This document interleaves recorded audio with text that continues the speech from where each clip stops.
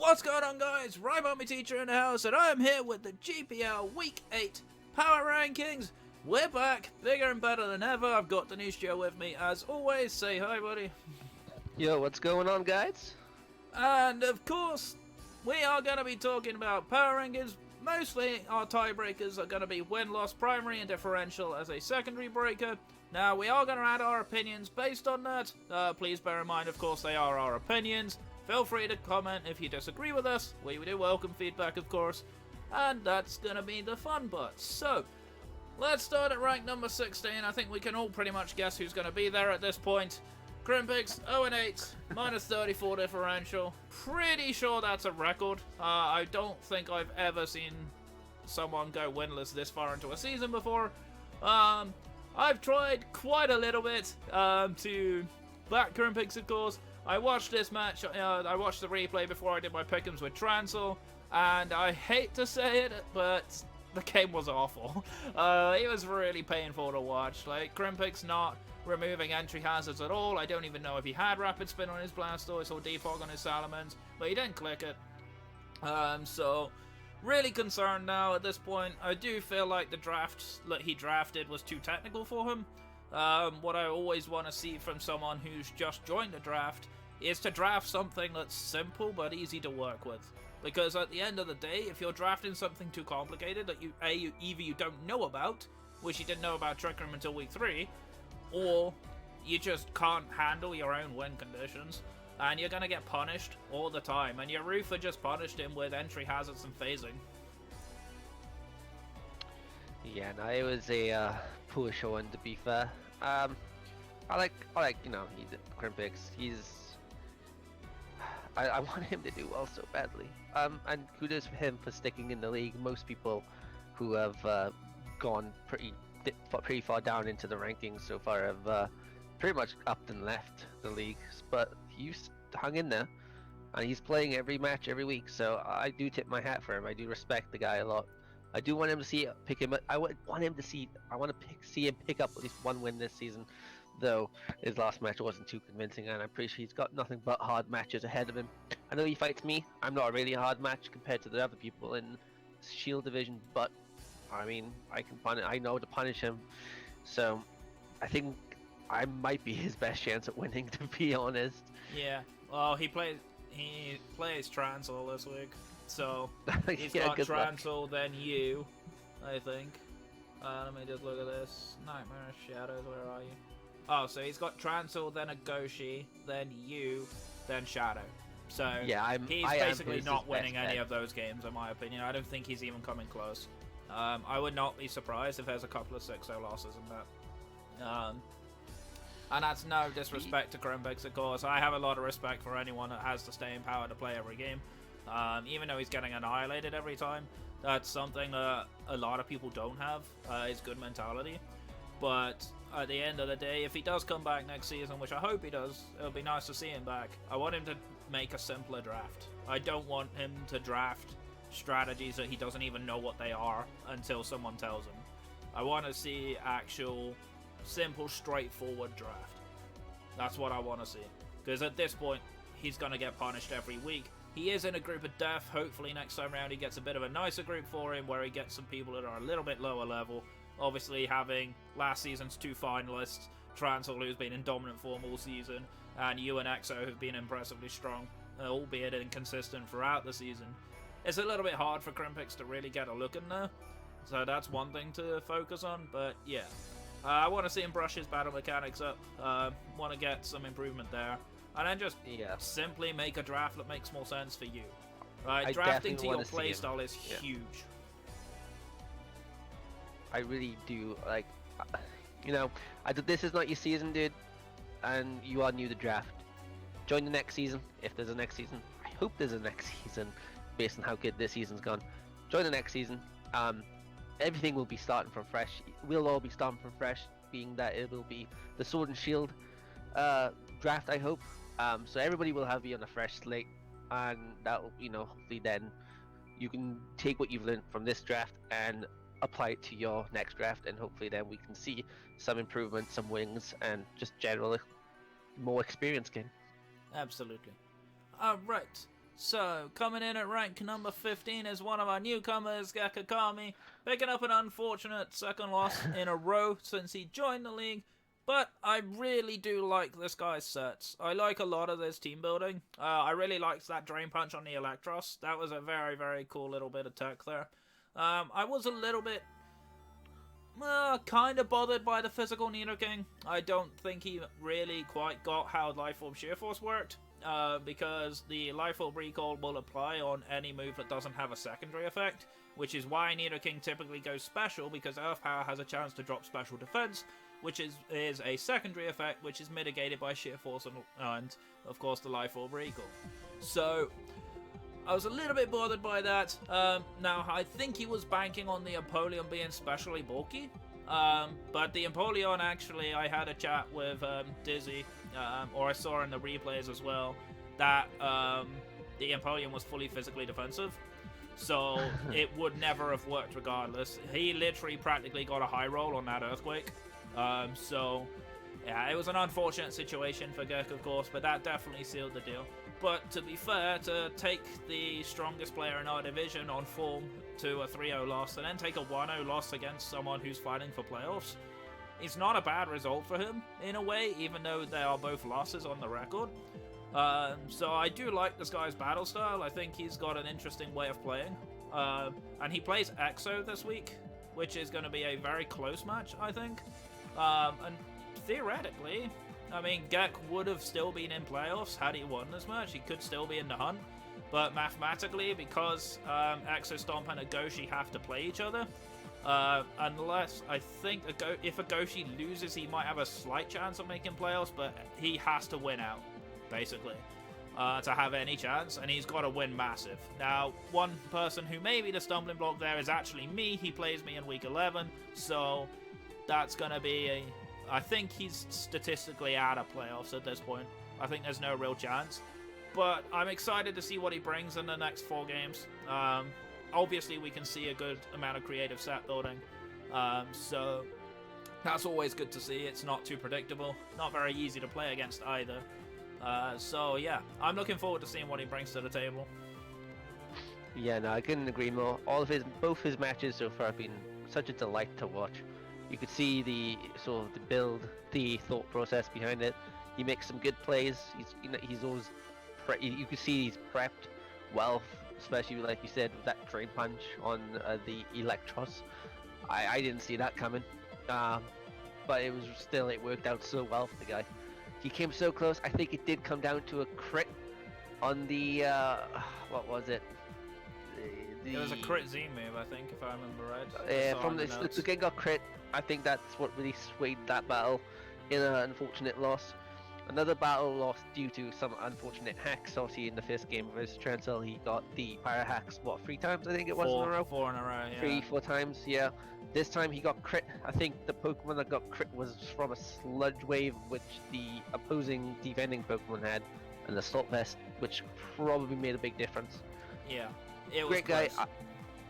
Obviously, he's been unlucked out now by 2 Haxes, so hopefully that little curse he's got going on, drops, and maybe we can see him pick up a few wins. I do look forward to seeing what more this guy can produce, because so far he's been pretty damn convincing, to be fair. Yeah, and his matches are good opportunities for him as well. He plays Exo this week, he plays Shadow in week 10, then he plays me, then he plays Agoshi. So, it's very, very close.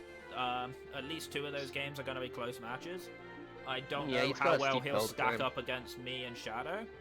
Those will be 2 matches I think will be hard for him, but either way, all 4 of those games are going to be fun to watch. And I can't wait to watch those matches. I can't wait to see what he comes up with next. You know, there's a lot of players that we've seen just bring standard sets that make a lot of sense, but they're fairly predictable. But we're not seeing that from Gek, which is fascinating to me. That's why we play draft. That's why people enjoy watching draft or taking part in draft. It's not just, hey, what's on Smogon, what's the latest sets. It's those creative sets, those sets that catch you off guard, you know, those stuff that other people will not see coming. And that's what I love about draft, and that's what he embodies, which I, again, tip my hat to that guy. He knows, he knows how to put on a good show, and he knows how to prep, and that's what I really enjoy about his matches. Absolutely. Alright, coming in at number 14 is another newcomer, Nitro, a very good friend of mine, of course, the Galvanized Greninjas coach. His loss this week was very similar to Crimpix's in a lot of ways, where he just didn't get rid of entry hazards. Now, the difference really with Crimpix and Nitro's team, in my opinion, is Nitro doesn't have good hazard removal. He has Defog on his Aerodactyl, which doesn't really want to run Defog. It typically runs Scarf or Band, so it doesn't really want to run Defog. If it can avoid it, rather run a coverage move. And then Rapid Spin on Hitmontop, which Hitmontop is incredibly unlikely to come to a game, because it's kind of bad in singles format. It really does bother me that Nitro hasn't made any changes to his team. I've even said this to him when I helped him build his team for this match against EXO. I literally kept saying this team is really hard to build for, because there's just not anything I would want to see. There's no Psychic type, there's no Steel type. Like, there's quite a lot of things missing from this team, and I think he's gonna get hard punished by players like EXO, who was smart enough to realize that. So all he did was put entry hazards up, and Nitro couldn't get rid of him. I also think he slightly misplayed around the Crobat, especially with that Mega Lopunny. Yeah, that Crobat, when that Crobat was the inner focus, that was the deciding factor in that entire game. Like, that Crobat put in work. I don't think anyone's ever run in a focus on a Pokemon before. Wait, my Kangaskhan. I feel like EXO's copying me. Nah, I'm joking. But like, yeah. Are you a trendsetter, Reborn Big Teacher? Are you setting I'm a trends trendsetter, now? dude. I run in a focus on lower tier mons. You know, it works. Damn. I'm gonna start doing some inner focus shenanigans. If you think That's about the cool it, thing to right? do. I started recording videos before Shadow did, and now Shadow's recording. So I'm setting a recording trend going on here. So who's next? Are you gonna do some now? Let's go, boys. Well, Let's now set that it all you up. mentioned it, tune in for my Dinistrio teacher playthrough of GPL Season 4. I don't know what I'm going with that. That would be funny. But yeah, that's for another time. But yeah, I do think Nitro has some potential, but I do worry a lot about his team. And I feel like if he doesn't bring entry hazard removal, get some defoggers in, I believe he still has the 3 free agency trades. I'm not 100% sure on that.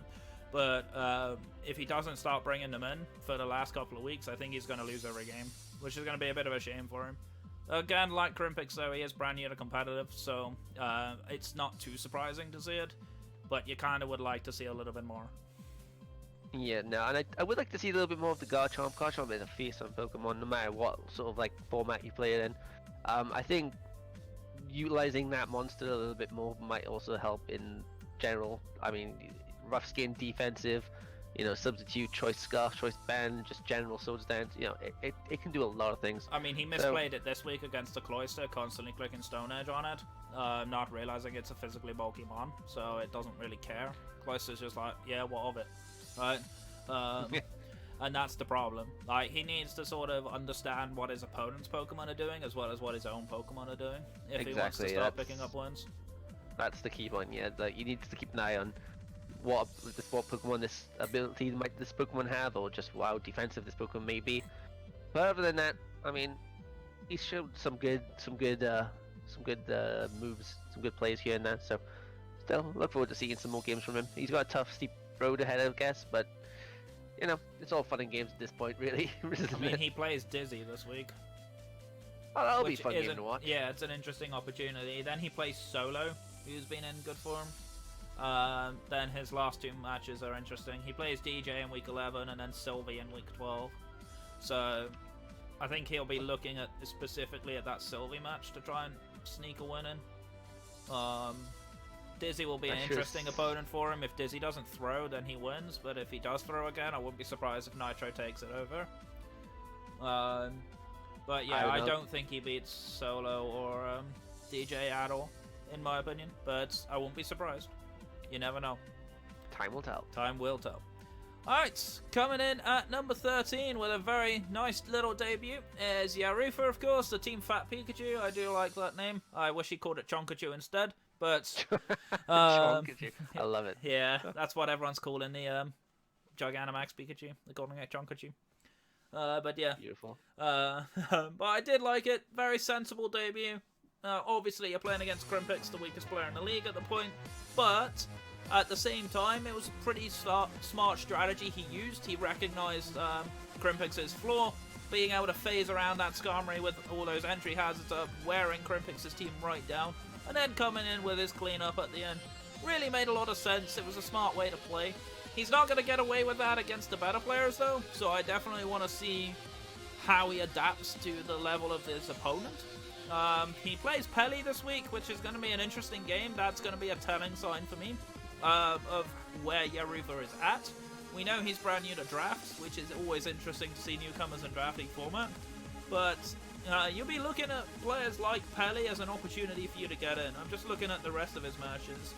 So he plays DJ week 10, which I don't see him getting a result in. He plays Solo, which will be a close one, I think, and then he plays Crasher. So he's got some interesting matches there. If he picks up some wins, he might still actually realistically make playoffs.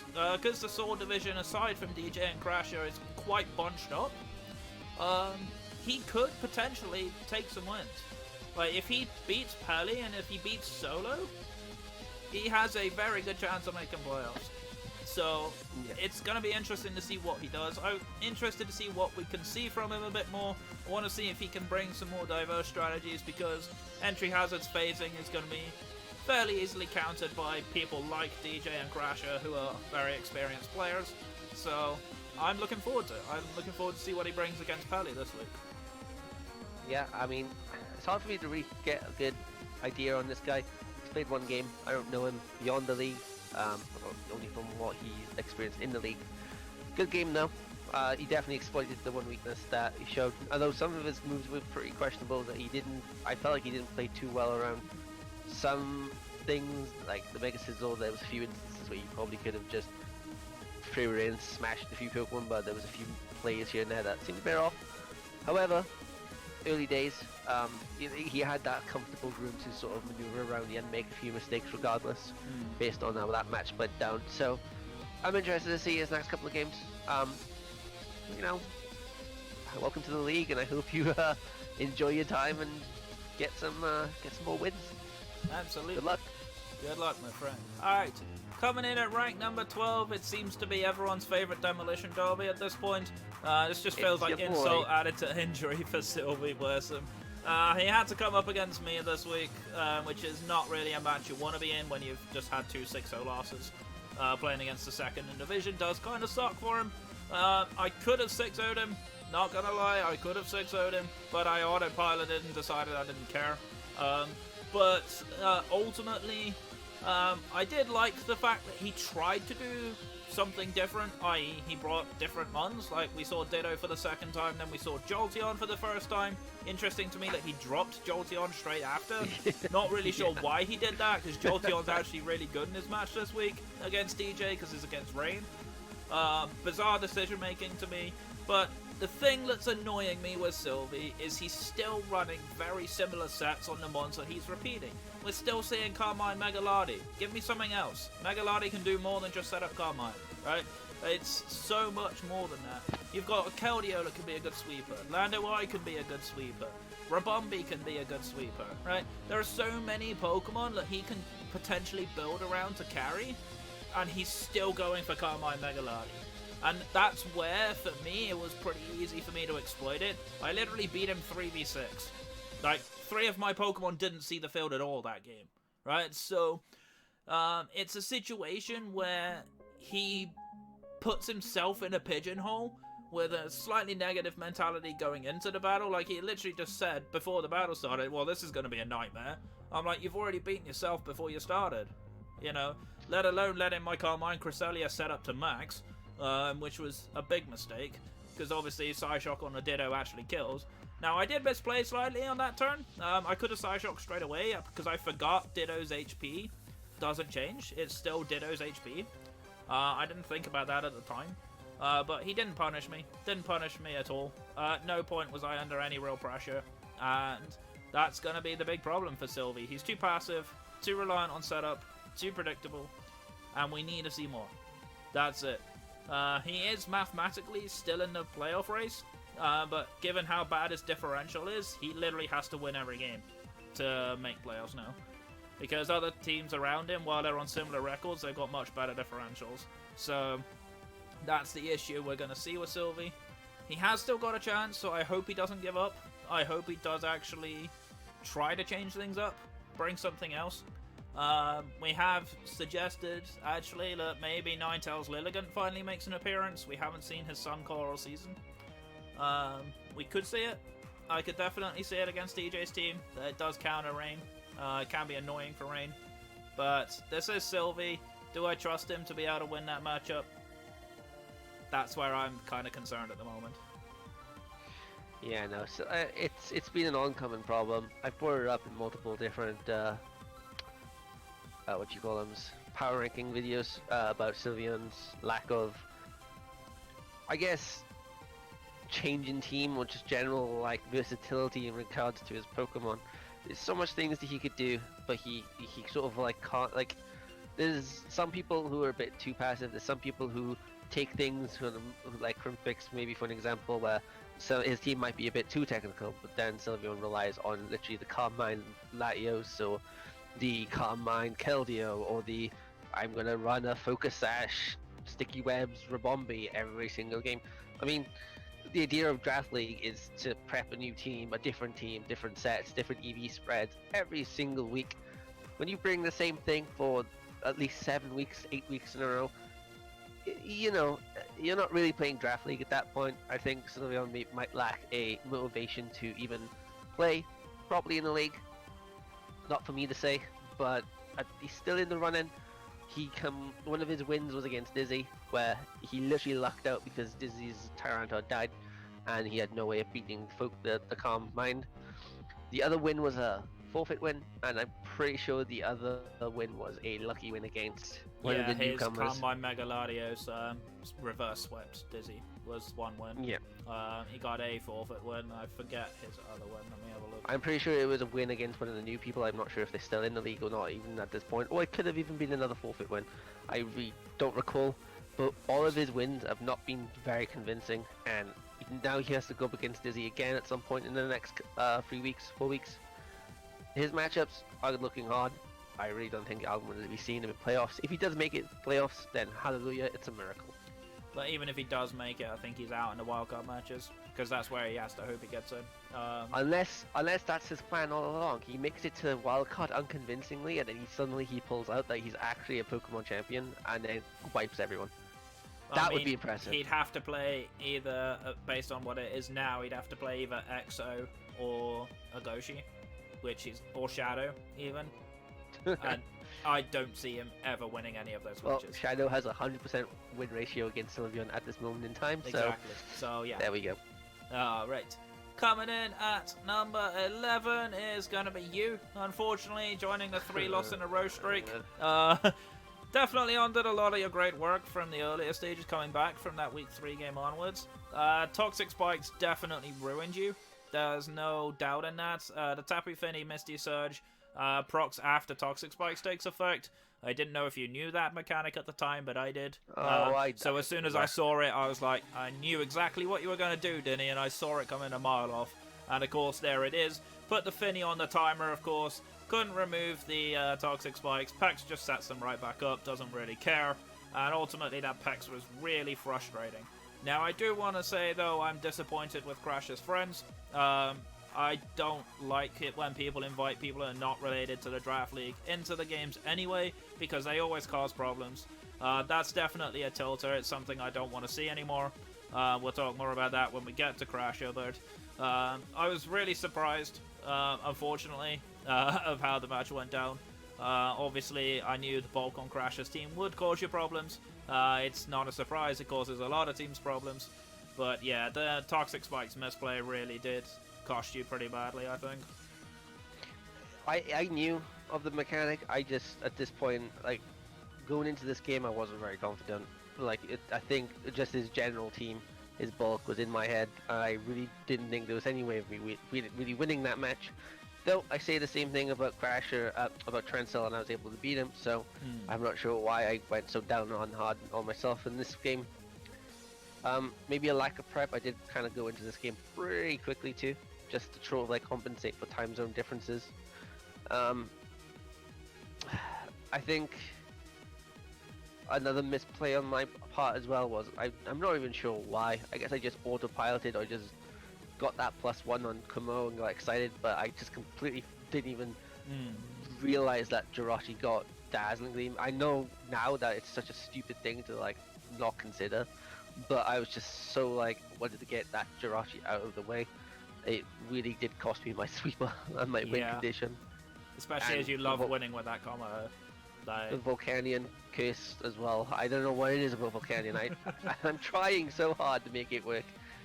I told that's for another video actually, but man, it was just a hard game for me. I wasn't very confident going in, and I think my lack of confidence going in really reflected on my gameplay, which really sucks. Mentality is a big deal. I think that's why Sylvie loses a lot as well. I think if you go in with the wrong frame of mind, it's also why I lost to Shadow, I think, because I don't know what it is with Shadow, but I always feel like I play worse.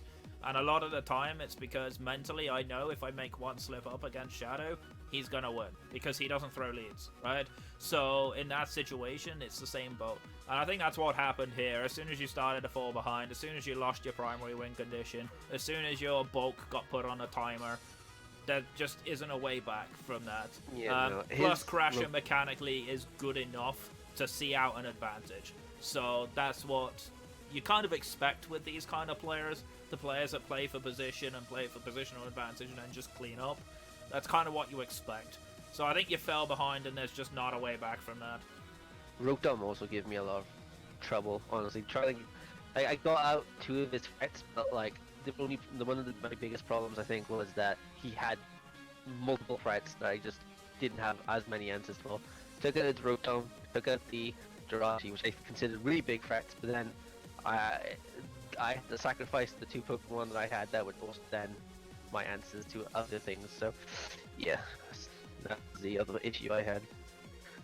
Yeah, an unfortunate game, but there's still 4 matches to go. You never know what happens in the rest of the season, so let's see what happens. It is a business end, so pick up some wins, you're still in the chance for playoffs. So either way, coming in number 10 is going to be Solo. Fantastic game this week. This was probably my favorite match of Week 8, Solo versus Shadow. Fantastic game to watch. Both players playing very aggressive. We kind of expect that aggression out of Solo. We don't necessarily expect it out of Shadow. We normally expect a more patient positional from him to capitalize on his opponent's misplays. But I hate to say it, but I was kind of disappointed with Shadow this week. Really surprised at his prep. Turn 1. I don't like that turn 1 at all. Yeah, I looked at that turn 1 and I think I face death so hard I had a red mark on my forehead. It was literally an awful situation. Although, in this match's case, for the first, like, despite the turn 1, for the first, like, 13 turns, 14 turns, it did look like Shadow was sort of leaning, like, in that comfortable favor, but then suddenly, out of nowhere, like, Randy Orton and an RKO, Solo just came out of nowhere and just started bombing the shit out of Turned up Shadow. the heat, yeah. And that's the thing, that's what I like to see. In a nice battle of the aggression, I think Solo wins aggressive fights all day long. So I'm interested to see how people play against Solo now, because Solo, if you let him get too overeager, then you'll capitalize on him. But if you just let him get into his comfort aggressive zone, he will run you over. But then Shadow did come up with some weird excuses. His Donphan apparently didn't have a nature and he prepped for 2 different Pokemon that didn't come. Now, the prep thing definitely happens to the best of us. I've definitely done that before. I've prepped for a team that I thought was going to come, and then the complete opposite came. I've done that before. I know that excuse well. But things like not giving Donphan a nature, I'm sorry, Shadow, I don't buy that. I don't care for that. Like, you should be checking your teams before you're going to play the match. And you are more experienced than that. That's the kind of mistake I'd expect a new player to make, not you. I also, in this particular case, I don't understand why Donphan was, even though he didn't have a nature, that boy is still a tanky boy. Oh yeah, he's got base 120 defense. It's in the same. Pretty sure he had EVs as well. I don't think that was an issue. But keeping Donphan in against the Roam Wash was a really questionable play. And then further then down on turn 5, keeping. No, what did the No, never mind. I was getting something else confused. But yeah, keeping the Dolphin in against the Roman Marsh, just I don't know. That seemed like a really big misplay. I think that's where the title battle really started to swing in Solo's favor. Yeah, and it's well punished on Solo's end as well. Like, he could have easily taken a lead and messed up, but he didn't. He got the lead and he stuck with it. Held out. Very nice win for him. Hopefully we can see some more from him. He's right on the edge of the playoff spots right now. I believe he's in the wildcard spot, so he's very, very close. Obviously, getting some nice wins would help him, because the next person we'll be talking about is right above him, and that is going to be my boy, Mr. Eager. Paddy managed to take a big, blunt blow with Transel this week. Not surprising to see, to be honest. Most people that come up against Transel get smashed, because Transel's just insanely good, right? He just couldn't handle everything that Transel threw at him. Transel threw so much. That being said, there were some good moments for him. I did like the fact that he tried to knock off the metronome off the Kyurem. Metronome Kyurem's really strong, by the way. People sleep on that. But I did like some of what he tried. He did take out the Lando T, of course, so it wasn't another 6-0, but Metronome Kyurem, Special Hulk, Carmine, Zera Aura just murdered Pelly's team. Like, Pelly could not handle it. No. He does have an easier match this week, theoretically, in Yarufa. We don't know too much about what Yarufa can do, but that match should be a little bit more open for him. That differential really sucks, though, because he's had so many bad losses and his wins have been a lot closer. If anyone misses playoffs in that sword division, I think it's Pelly at this point, because unless he starts getting big wins and fixes that differential, he's gonna struggle to maintain his playoff spot. Yeah, no. Pelly, though, it's like I said, was talking to you before we started recording. I was quite impressed with this match. It took at least up to turn 25 before Transel could even start like firing back in terms of like picking up some kills on the board. Once the superior setup, once the Karim got in place, you know, it was kind of GG at that point. But taking them to 25 turns, going back and forth, blocking each other's attacks, just sort of like predicting each other. It was quite a good, impressive show. You know. I remember opening the spectator link at turn 1. I tabbed out, I tabbed back in at turn 17, and there was still like 6 Pokemon each on the board, you know?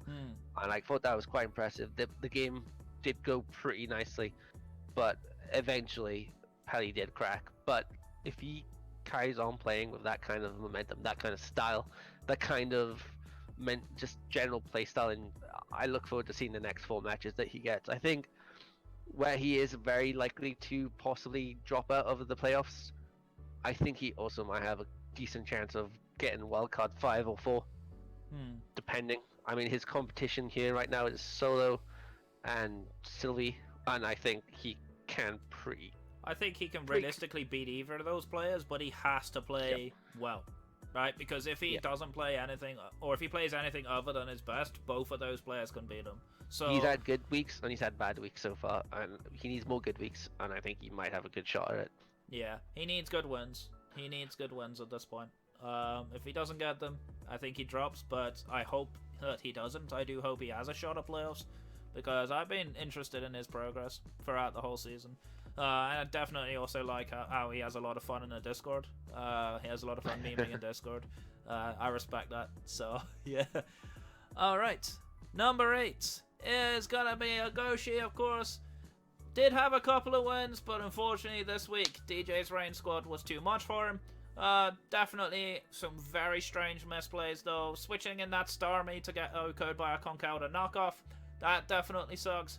Letting his +6 Mega Marwell get stalled out by Leech Seed, that also sucked for me, because that was a good opportunity for Mega Marwell to come in and clean house.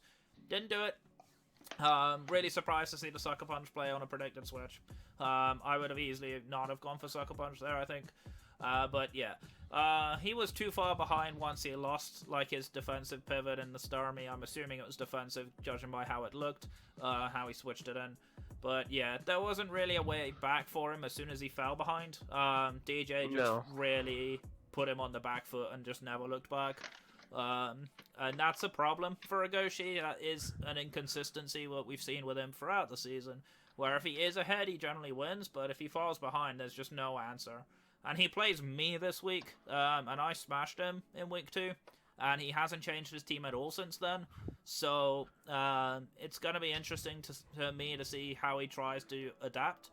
But I don't see a way that he beats me at all this week. No, I think he clearly has, like, what Pokemon he has. He's clearly trying to show off, look, this is my Pokemon. This is how good I am with these Pokemon, and he has shown from time to time that how he is comfortable on his mons. He knows how to build for them, and he is quite creative when it does come to the builds. But there's also been times where we've had the opposite effect, where some of his mons just crack under better prep. I think he needs to spend more time on his prep. Just put more time into the league in general. Consider swapping maybe a few things here and there, especially if he is looking to get to the knockout stage. Then maybe some changes to freshen up his team might be optimal. However, it's his team. He's the coach at the end of the day. So, in terms of his match against you, it's going to be a tough one. He is the underdog in this match, but I think you have the answers to his offense. He's got powerful hard hitters, but you've got the bulk to really, I think, eat it up. So it'll be a fun match to watch, though. I look forward to it. Any rematch, I'm looking forward to seeing at this point. Yeah, I'm definitely looking forward to it. But we will see what happens. Alright, coming in at rank number 7 is going to be Dizzy. He finally broke his endgame curse of not throwing a lead. But it does confirm that he can win games. But this game was extremely close. Like, this game could have been won either way. So the fact that it was a narrow 1-0 win is a bit bothersome, because he probably would have wanted more differential at this point to kind of push himself ahead of the others that are close. Especially with Pelly's garbage differential in the Sword Division. Like, you do kind of want to edge yourself ahead, but he's not really able to do that. If he's only picking up narrow wins and his losses are bigger than his wins, he might struggle. And that's what I'm worried about. But it is, of course, nice to see him win a game. The Gengar definitely proved to be the difference maker. Obviously, the crit was fortunate, but it did come in and clean up at the end. I did like the fact that the Gengar actually killed the Mega Charizard. Mega Charizard wasn't able to set up a Dragon Dance, which would have meant it outsped the Gengar, so that's something to bear in mind. I did like the way that Dizzy played around the Gengar. I'd like to see more of that.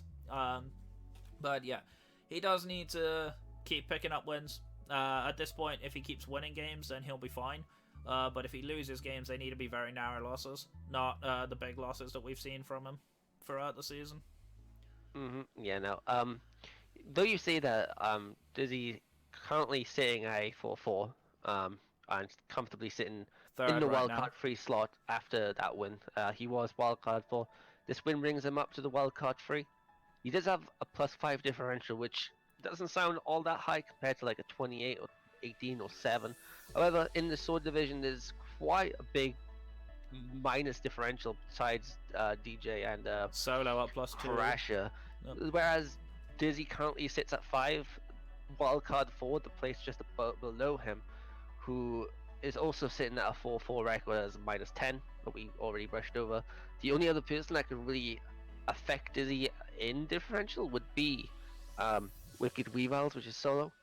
But Solo needs to pick up that win because he is lagging now 2 losses. A loss. Whereas Dizzy sits at 4-4, that's what's pushing him ahead. So, like you said, I think Dizzy needs to get some more differential in his belt, or if he wants to keep his spot, lose with a really low differential placing. So, I mean, he may struggle though, because I'm looking at his matches. He still has to play both DJ and Crasher, and his only fallback is that he has to play Sylvie, who actually he got reverse swept by. So that's going to be the interesting situation for me, as his last 3 matches are really awful. He does play Nitro this week, so that is an opportunity to pick up differential, but he has to pick it up. That's where I think the concern is. Those playoff spots for that Sword Division is incredibly volatile. In my opinion, it's not really like the Shield Division, where it seems the top 4 are almost decided. Certainly the top 2. And then the rest behind it, while there is a bit of a scrap, there's a few that are quite a way behind that have to play each other. So it's going to be interesting to see what happens. But I want to see Dizzy pick up wins. That's what I want to see. I want to see him take on people like DJ and Crasher and not just fall by the wayside. Right? That's what I want to see at this point. Okay. Coming in at number 6 is going to be someone we're not going to meme on this week. We're not going to do it to him twice in a row. Exostomp, of course, back to big wins. Pretty much as expected, though. Definitely put in a lot of work against Nitro. Definitely the Inner Focus Crobat was the killer. Brilliant set. I like Inner Focus Crobat anyway, because flinch chances are always nice to avoid.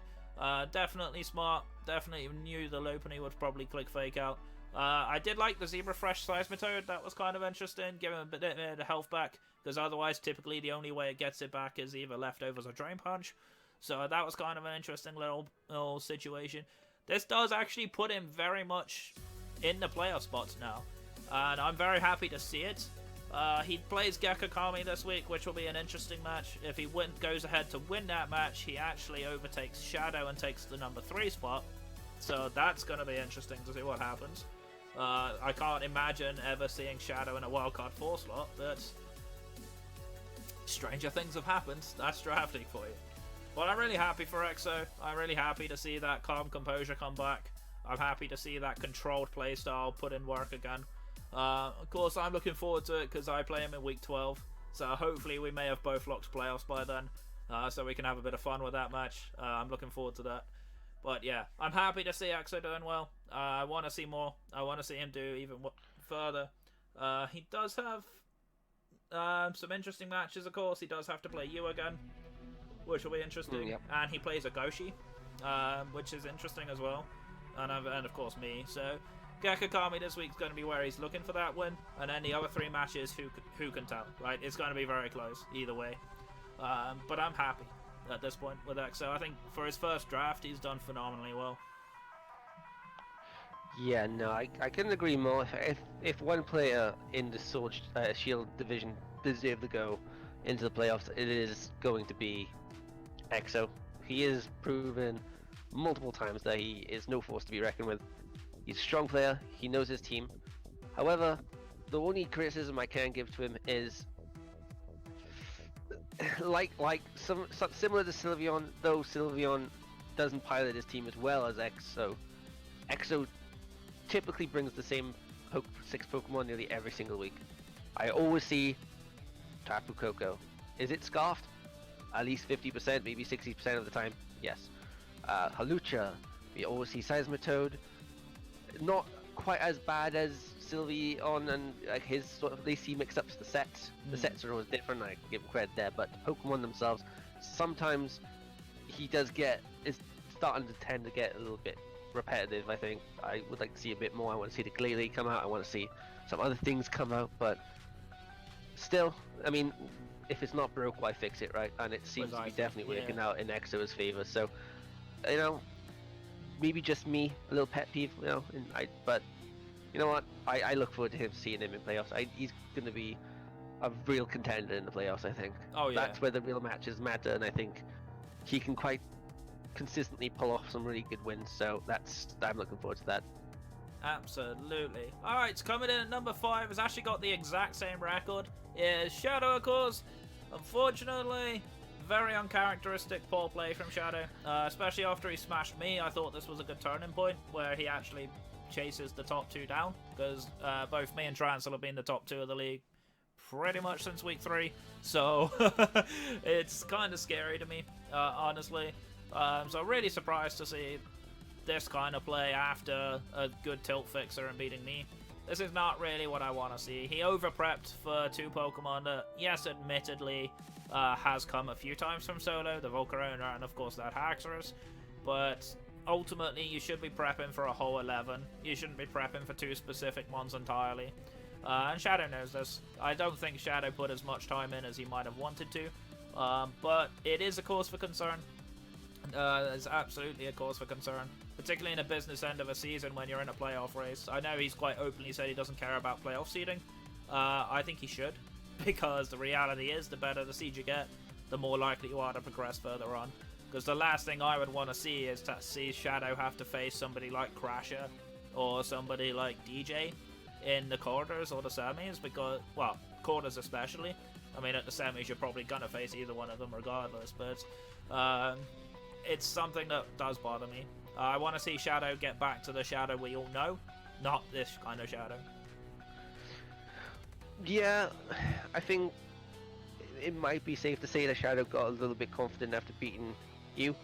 Obviously, you are one of the top players in the league. It's pretty known at this point. So beating you is, or beating Transcell, or beating DJ, or beating Crasher is gonna give anyone a real good high, to be honest.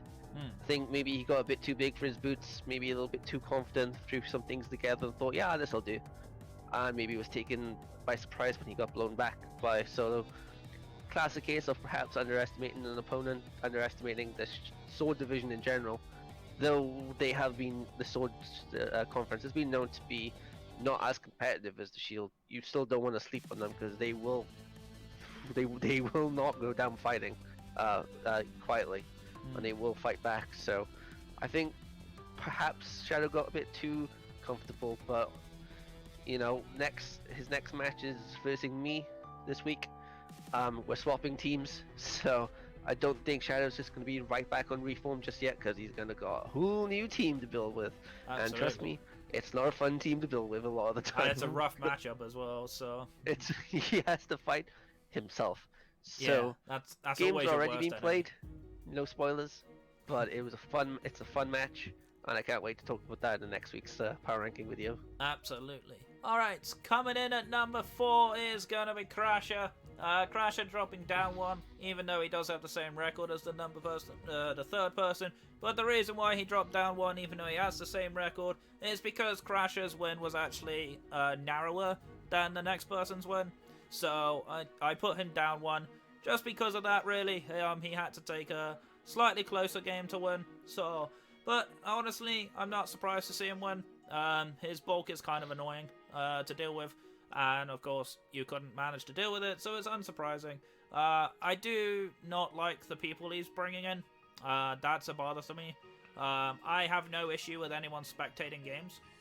I really have no issue with that. But I do have an issue with someone that doesn't know how the Draft League works or anything like that, trying to tell other people how to play Draft League, right? It's not acceptable.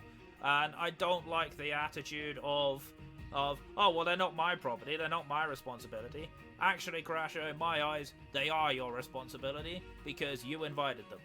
At the end of the day, if you invite someone to your house and they trash your house, that's bad on you because you invited them. Yes, they shouldn't have trashed your house, but that's not the point, right? The fact of the matter is, you put them in that position and they're irresponsible. I don't want to see it. I don't want to see this behavior anymore. It's obnoxious. Get rid of it, right? Play your match like everybody else does, right? I don't actually specifically even put an invite link in the Discord. I let my opponents do it. If they want people to watch, they can.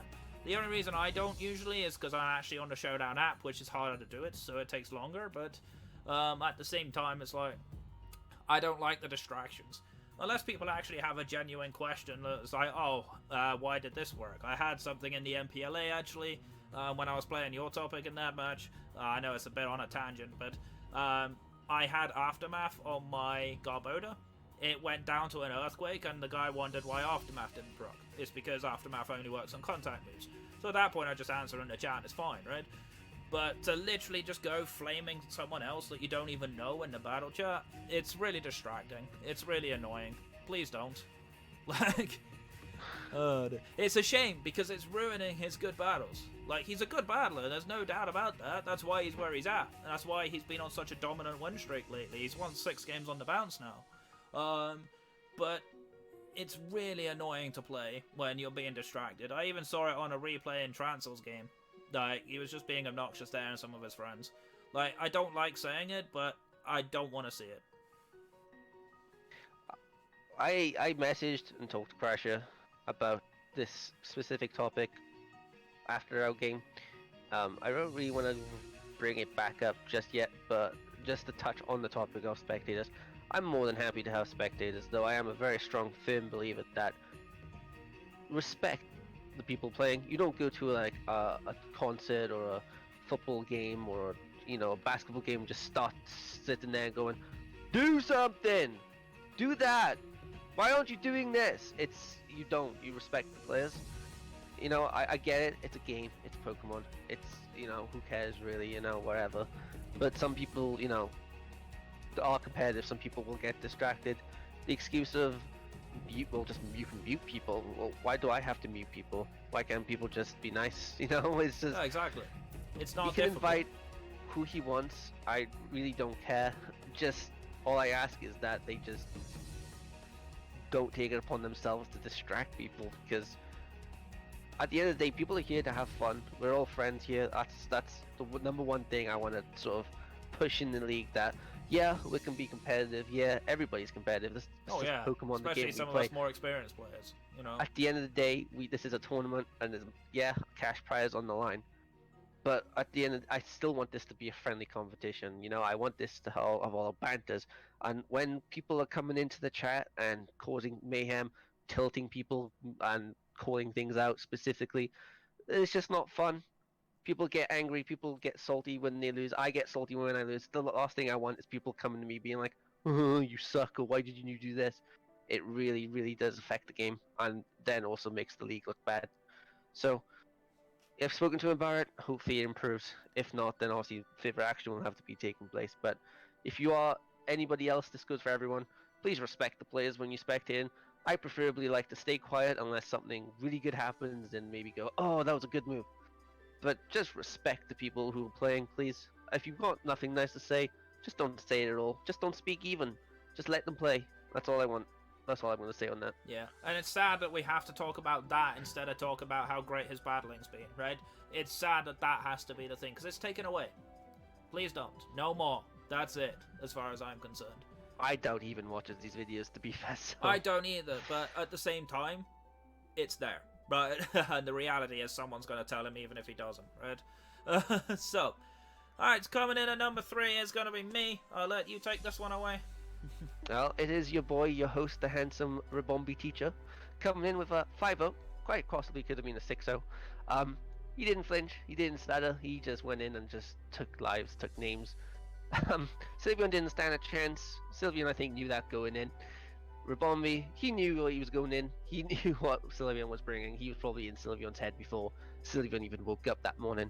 The team prepped, you know, to what Sylveon was going to bring. Maybe taken off tiny little bit off guard by a Jolteon pick, but even then, it's nothing he can handle. The tech on the Kangaskhan, I think that was Kangaskhan's first game coming through. Yep. Trying to get the flinch on the Kangaskhan didn't help. Didn't happen. Inner Focus coming in again. Who knew? Inner Focus is the week of Inner Focus. All in all, it was just an easy take for Rabombi teacher here. I don't even think he broke a sweat, to be fair. No, he probably kicked his feet up and just started pressing buttons and still won. But all in all, it does definitely help your differential. You dropped down close to the 3rd spot, and now you've jumped yourself right back up into the 2nd spot comfortably. So, congratulations on your win, and you're definitely going to be in the playoffs. So yeah, so just to touch base on the Jolteon pick, I did actually mention it in my team builder when I did the team. I literally did the team across the top with the 6 he's brought the most, but I did actually specifically say in the team builder I wouldn't be surprised to see Jolteon. So I wasn't really caught off guard by it. I kind of figured it might come at one point. I knew it had a chance to come against me because especially like a Scarf set or a Quick Feet set actually outspeeds Mega Aerodactyl, so that was something that I had figured out and worked out how to deal with. And that's another thing that actually Kangaskhan did really well in that match. I was max HP, max attack with Assault Vest, so I basically lived any special hit that Jolteon ever wanted to do. And because Kangaskhan gets Earthquake, he actually would be scared to keep it in.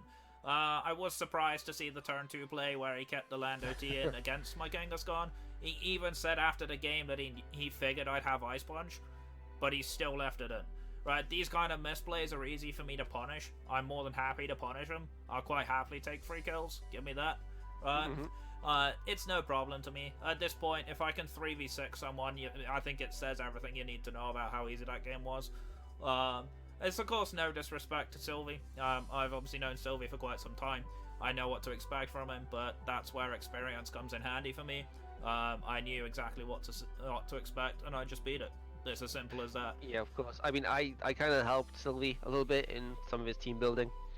The number one thing I said to him was, look, if you bring something predictable, Rabombi will punish it. Don't bring my mascot against me, ever. Rabombi will punish misplays. He's not going to sit there and just let this happen. Like, Rabombi is someone who will pick up and run with any sort of advantage or possibility or opportunity he gets. So, and that's what you exactly did. You saw openings, you saw an advantage, you saw plays, you took them, and you won. Yeah. Just like you've done for the last 8 weeks. Yeah, so. pretty much, apart from the couple of the bad next games. oncoming weeks too, so. Yeah, I've got a cool match this week against Dagoshi, so I'm looking forward to that. So, coming in at number 2, he's desperately trying to catch up. DJ, of course, still there, 7-1, matching transfers win-loss, but a little bit behind on differential. But he definitely answered my criticism. I've been quite critical of him, saying he's had an easier time of it. So I wanted to see how he stacked up against the more fierce players in the Shield division. And he definitely told me to start off, because he pulled a very nice game against Dagoshi. Dagoshi's obviously not the strongest player in the division, but he's definitely up there. So it's a good showing to me to see that he can master that Rain team and be able to outposition Dagoshi, to be able to punish him. Definitely with that Conkelda, I'm loving his use of Conkelda throughout the whole season. I've been talking about it a lot, but he's really used it to its full potential. And it's what I want to see. I want to see a lot more of him using his monster to the fullest. Yeah, no, I love Conkelda. I think it's one of my favorite fighting types. I drafted it in the very first draft league I was ever in, and it did me so well. I didn't win. I didn't even got the playoffs, but that Conkelda carried me, and I love that Pokemon so much. He's obviously shown time and time again, he's comfortable in the rain. He's singing, he's dancing in the rain. He doesn't care. But he's knocking out Goshi was a big deal. Like you said, he has had some criticism for having easier matches. However, he did quite comfortably 4-0 one of the potential Shield playoffs. So, good showing. The next 4 games is going to be fun. His playoffs, that's where it's going to really make a difference. Can people like counter that rain? I mean, perhaps. Right now he's sitting at what, rank 1? Rank 1 in Sword Division. But yeah. So he'll likely be playing against. Oh god. Okay, so he'd be likely playing against either myself or Agoshi again. It's either you, Agoshi, Exo, or potentially Shadow, depending on how far he drops down. So it's one of those 4. And either of them, with perhaps the exception of Agoshi now, as we've seen, are fierce opponents. So no matter which way you go, he's probably going to have that criticism leveled at him, but he's got to prove us wrong, and he's more than capable of doing it. So it's as simple as that. But of course, coming in at rank number 1, can we nerf this guy, please? Can we just, like, take half his team off him and make him use the rest of them? No, I'm joking. This was a brutal no game, I think.